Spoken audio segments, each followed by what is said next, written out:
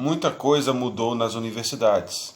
O que eram as universidades lá na Idade Média, mosteiros, lugar de busca pelo conhecimento filosófico, grandes tratados eram desenvolvidos. Para hoje, você vê os espaços universitários sendo ocupados por militância política, pessoas lutando por uma pauta política. O perfil do grande intelectual do passado com o intelectual atual lembra de um livro de Roger Kimball, Radicais na Universidade. O que eu falarei daqui a pouco não é sobre a obra de Roger Kimball, que merece muita atenção, mas pegarei alguns flashes encontrados ali numa introdução breve para construir uma boa reflexão após a vinheta.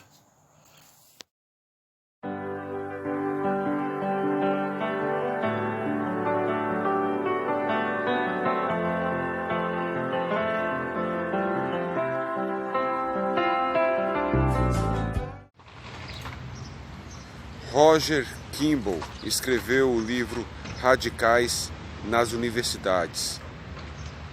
Ele se preocupou ali com uma onda de professores, alunos, ideólogos que tomaram de conta das universidades americanas em 1980.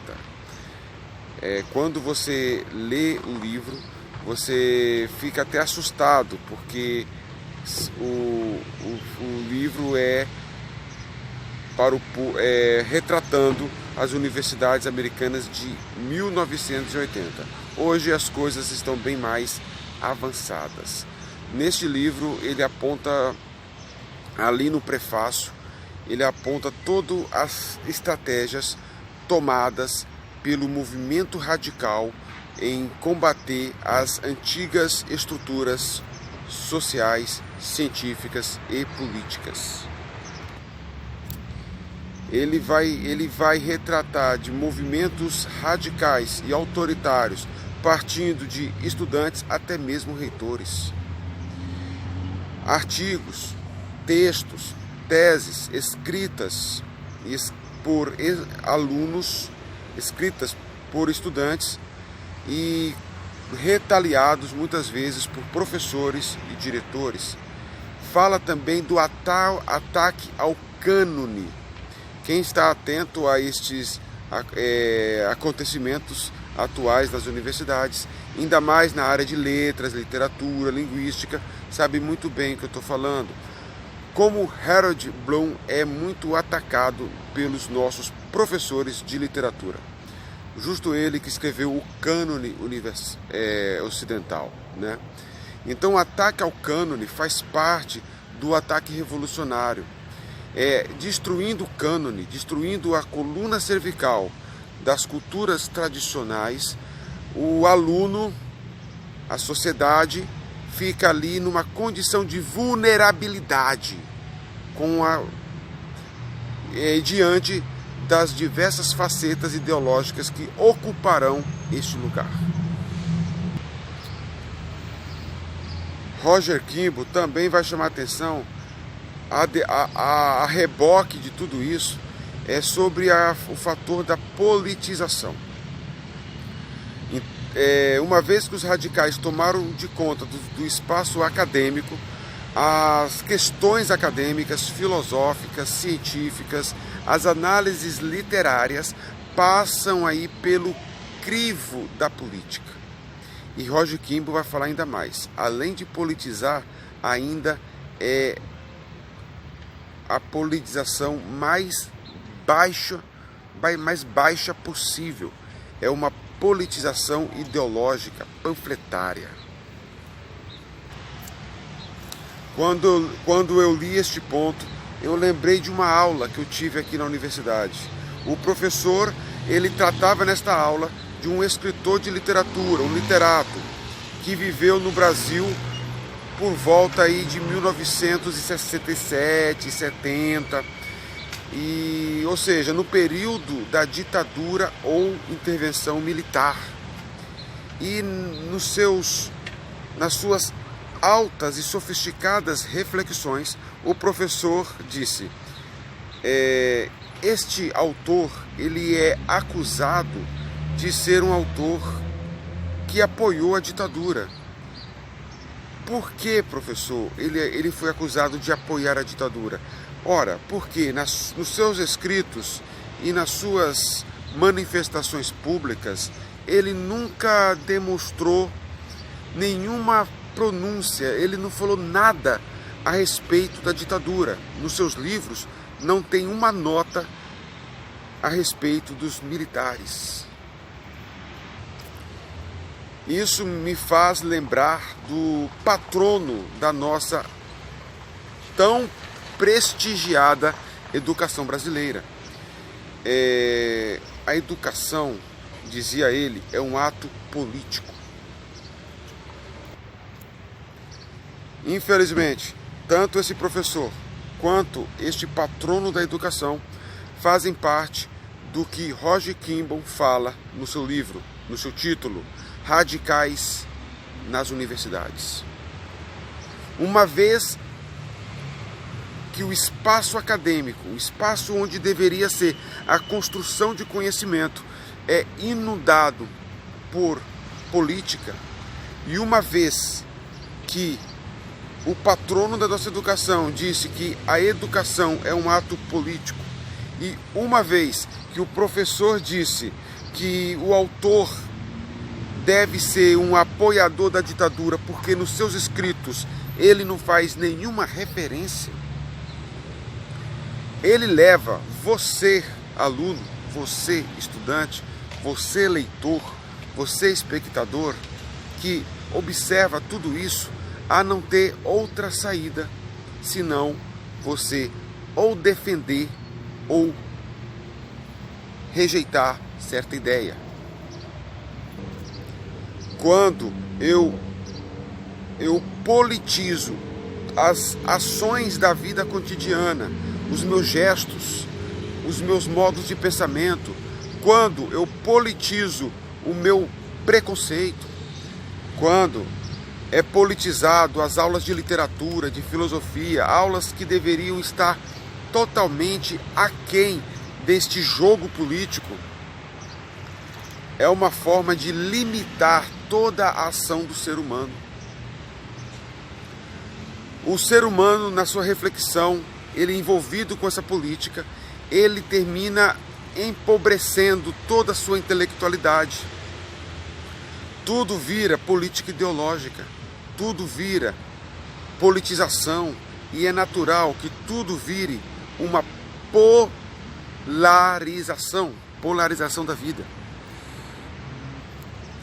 A literatura, que deveria ser um espaço de amplo imaginário, um espaço de deleite, um espaço de apreciação do belo e da estética, a literatura, que deveria ser um canal de absorção e de compreensão da tragédia humana no que toca os elementos mais cruciais da existência, é tudo isso reduzido por uma pauta panfletária, doutrinária e ideológica.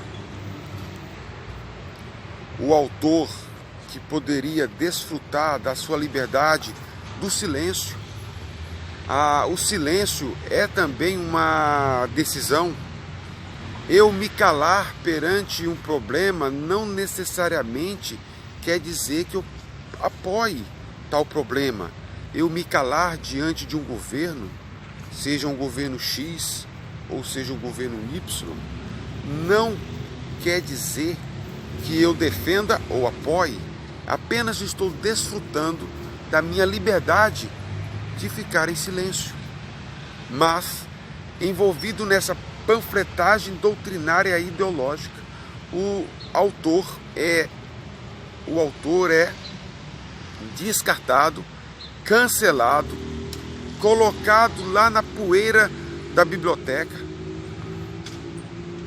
e mais, muitas vezes nem citados mais, justamente por conta do seu silêncio diante daquilo que os doutrinadores, os ideólogos julgam que todo mundo deve ser um apóstolo, um Messias.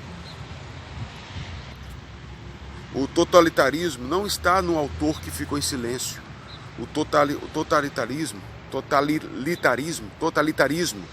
o autoritarismo está no professor, neste professor, que não percebe outra dinâmica da vida, senão apoiar a ditadura ou atacar a ditadura. Sobre a ditadura militar de 1964, há outras revisões sobre isso, há outras concepções que vai apontar para uma intervenção ou uma ditadura civil-militar, ok? Paulo Freire, quando ele diz que a educação é um ato político, ele acaba de simplificar todo o processo educacional. A política que fala aqui, Paulo Freire, não é a política pública, aquela da própria ação humana, independente de partidos e ideologias. Quando você ensina para um filho o que ele deve pensar, como ele deve proceder diante de tais circunstâncias da vida, você está fazendo um papel ali de educador. Logo, a educação que você transmite para o teu filho é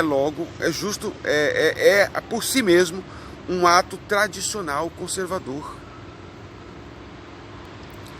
Tradições herdadas de pai para filho, de pai para filho, de pai para filho, passaram pelo teste do tempo, momentos de erros, de acertos, para você transmitir para outras gerações. A educação é um ato conservador. Mas quando Paulo Freire diz que é um ato político, parece descartar todo o processo educacional. Leva a você a entender que a educação é apenas escolar e não na sociedade, e a primeira sociedade sua é a família. Até mesmo o professor, quando ele transmite para os alunos os conhecimentos científicos, ideias filosóficas de pessoas como ele, que viveram 50, 100, 200, 300 ou até mais de 1000 anos atrás. E quando tudo se resume à política, a vida fica simplificada. Se você apoia o candidato A ou o candidato B, não há nenhuma erudição nesse processo.